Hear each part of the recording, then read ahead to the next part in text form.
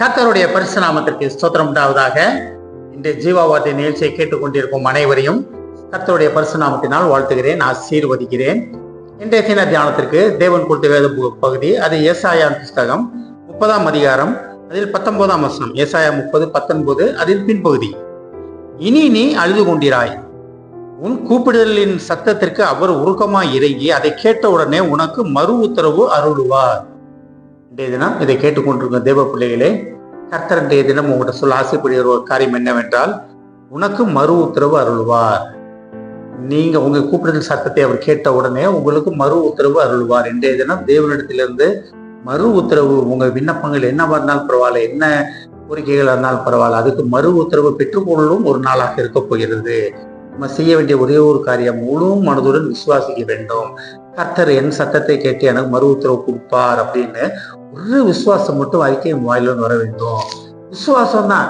நிறைய நேரம் நம்ம ஜெபம் கேட்கப்படலை, நம்மளோட காரியங்கள் நடக்கல, தேவனுக்கு பிரியமா இல்லையா, அதெல்லாம் கிடையாது. தேவனுக்கு பிரியமா தான் இருக்கு, எல்லாமே இருக்கு. ஆனா ஒரே ஒரு மிகப்பெரிய தவறு என்ன பண்றோம்னா, விசுவாசம் இல்லாமல் அறகுறை விசுவாசத்திலே நம்ம உருவாக்கி கொண்டிருக்கிறோம். விசுவாச குறைச்சல் இல்லாம நம்ம போக வேண்டும். எப்படி கார்ல, பைக்ல, டூ வீலர்ல போறோம், இல்லை நீங்க ஒரு பஸ்ல போறீங்க, பிளேன்ல போறீங்க, ட்ரெயின்ல போறீங்க, யாரை நம்பி ஏறுறீங்க? பஸ்ல உங்களை நம்பி, தேவன் நம்பி ரொம்ப சந்தோஷம். ஆனா ஓட்டுறவர் யாருன்னு தெரியுமா உங்களுக்கு? அவர் எப்படி ஓட்டுவாருன்னு தெரியுமா? பஸ் என்ன கண்டிஷன்ல இருக்குன்னு தெரியுமா? ஒண்ணுமே தெரியாது. ஆனா அந்த டிரைவரை நம்பி, இந்த ட்ரெயின்ல அந்த டிரைவரை நம்பி, பைலட்டை நம்பி ஏறி தைரியமா உட்காரணும். நம்ம அப்ப உலக ரீதியான மக்கள்கிட்ட நம்ம வைக்கிற விசுவாசம் ஏன் தேவன்கிட்ட வைக்க மாட்டேங்கிறோம்? அவர் சாயலாக படைக்கப்பட்ட ஜனம் நம்ம, அவரால் பேர் சொல்லி அழைக்கப்பட்ட ஜனம் நம்ம. இந்த விசுவாச குறைச்சல் தான் மிகப்பெரிய பாவம் அப்படின்னு ஊழியக்காரங்க சொல்லுவாங்க. மிகப்பெரிய பாவத்தில் என்ன மிகப்பெரிய பாவம் அப்படின்னா, விசுவாசம் இல்லாமல் விசுவாச குறைச்சல் தான் மிகப்பெரிய பாவம் அப்படிம்பாங்க. ஒருவேளை ஒரு நேரத்துல தான் சரி, நம்ம ஏன் உத்தரவு நம்ம பதிலே வரலன்னா, இதெல்லாம் நடக்குமா எனக்கு கேட்போம். கேட்டா ஆண்டவர் கேட்டு கொடுத்தா சந்தோஷம், இல்லாட்டி நம்ம திருப்பி திருப்பி கேட்டுக்கிட்டே இருப்போம்னு. ஆனால் அந்த வசனம் அழகா சொல்லுது பாருங்க, இனி நீ அழுது கொண்டிராய். நம்ம போராட்டங்கள், பிரச்சனைகள் எல்லாம் பதில் வரலன்னு எண்ணி அழுகை வராது. நீ வீட்டுல கூக்குற சத்தம் இருக்காது, அழுகையில் சத்தம் உங்க வீட்டுகளில் கேட்காது. தேவன் அழகா சொல்றாரு, இனி நீ அழுது கொண்டிராய், உன் கூப்பிடுதல் சத்தத்திற்கு அவர் உருக்கமாய் இறங்கி. அப்ப நம்ம சத்தத்துக்கு அவர் உருக்கமாக இறங்க தயாராக இருக்கிறார். நம்ம விசுவாசம் நம்மகிட்ட இருக்கிறதா? ஆவின் கனியில விசுவாசம் வருகிறது. ஆவின் கனி படிச்சு பார்த்தீங்கன்னா கலாத்தியர்ல விசுவாசம் அதில் வருகிறது. அப்ப விசுவாசத்தை வளர்த்து கொள்ள வேண்டிய பொறுப்பு நம்ம இடத்துல இருக்கிறது. எனக்காக என் தேவன் எனக்காக யாவும் செய்து முடிப்பார் அப்படின்ற நம்பிக்கை, விசுவாசத்தோடு நம்ம அழைக்க வேண்டும் தேவனை.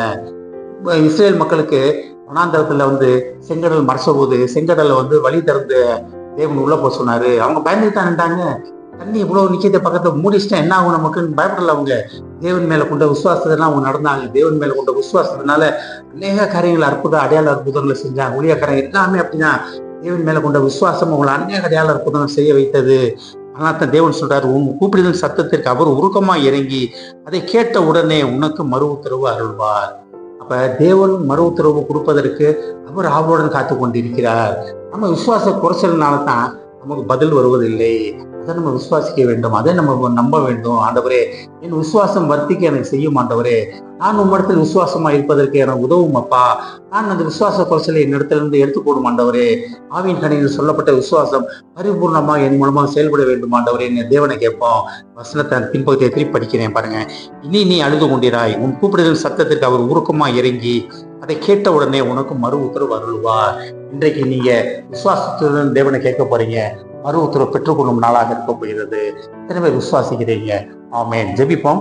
எங்களை அதிகமான அன்பின் பரலோக பிதாவே, கர்த்தாவே, நாங்கள் உண்மை நோக்கி கூப்பிட்ட உடனே நீர் எங்களுக்கு மறு உத்தரவு அருள்வீர், தந்து விட்டீர் என்று விசுவாசிக்கிறோம் அப்பா. விசுவாசத்துடன் நாங்கள் கேட்கிறோம் அப்பா.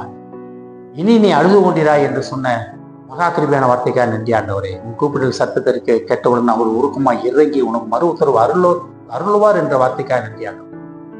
கேட்டுக்கொண்டு ஒவ்வொருவரையும் ஆசீர்வதிக்கிறோம் அப்பா. ஒவ்வொரு குடும்பத்தையும் ஆசீர்வதிக்கிறோம் ஆண்டவரே.